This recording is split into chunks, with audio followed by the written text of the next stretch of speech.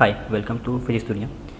मैं आज एक टॉपिक लेने जा रहा हूँ, rate of heating and cooling of an object. Suppose एक ऑब्जेक्ट है जिसका temperature T and the temperature of atmosphere is T है। तो हम लोगों को पता है कि अगर किसी बॉडी का टेम्परेचर 0 केल्विन से ज़्यादा होता है तो वो हीट रेडिएट करता है। तो इसके अकॉर्डिंग ये T टेम्परेचर का बॉडी बाहर की तरफ हीट रेडिएट करेगा and due to the atmosphere का टेम्परेचर कुछ हीट अंदर भी आएगा।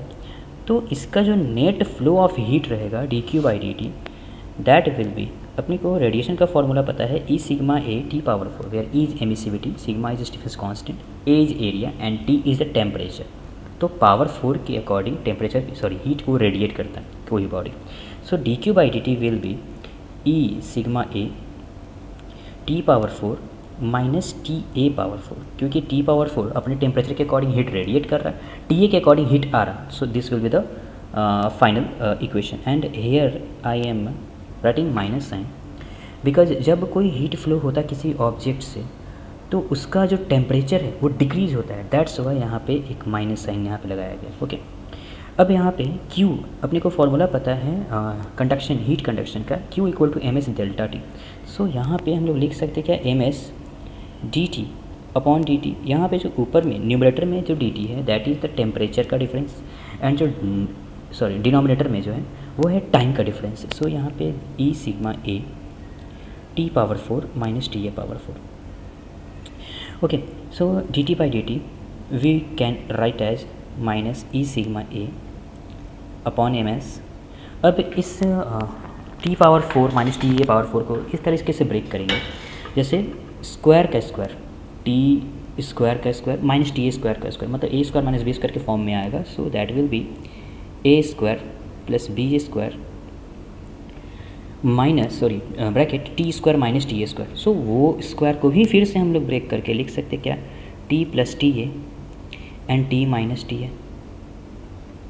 अब ये जो मुझे फॉर्म मिला, अगर एनवायरनमेंट का टेम्परेचर, एटमॉस्फेयर का टेम्परेचर और ऑब्जेक्ट का टेम्परेचर अप्रॉक्स सेम हो तो क्या हम इसको दोनों को ऐड करके 2T² लिख सकते हैं, और क्या हम इन दोनों को ऐड करके 2TA लिख सकते हैं?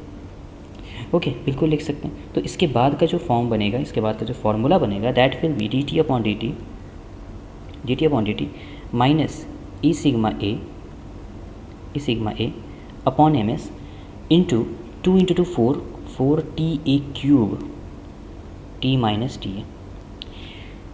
अब ज़रा ध्यान से देखिए इन सारे क्वांटिटी को। So E sigma A MS 4T³ these all are constants. So हम लोग लिख सकते क्या, dt/dt इक्वल टू माइनस एक कांस्टेंट अज्यूम किया गया है K and T minus TA।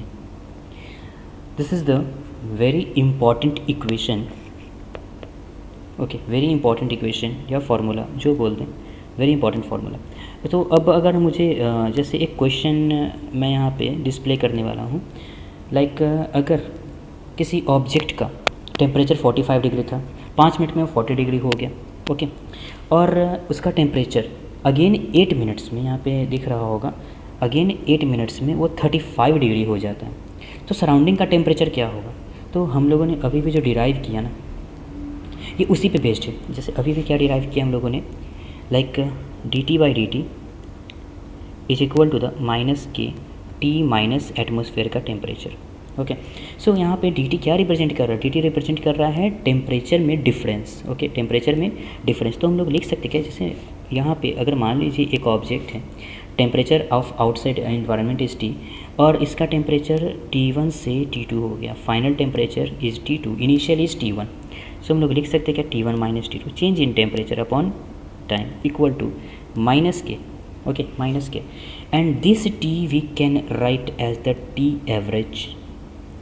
T average means T1 से स्टार्ट होकर T2 तक जा रहा, मतलब इसका जो एवरेज वैल्यू होगा that will be T1 plus T2/2 minus T है। तो अब अगर इस फार्मूले के अकॉर्डिंग, ये जो फार्मूला आया, इस फार्मूले के अकॉर्डिंग हम लोग पुट करते हैं ये ऊपर वाले क्वेश्चंस को, ऊपर वाले डेटा को, तो अपना आंसर आ जाएगा। तो आप लोग इसको ट्राई करना, और अगर कुछ भी प्रॉब्लम आए तो मुझे आप कमेंट में लिख सकते हो। अगर इसका सॉल्यूशन चाहिए होगा तो मुझे बताना, मैं सॉल्यूशन डाल दूँगा। Okay, thank you.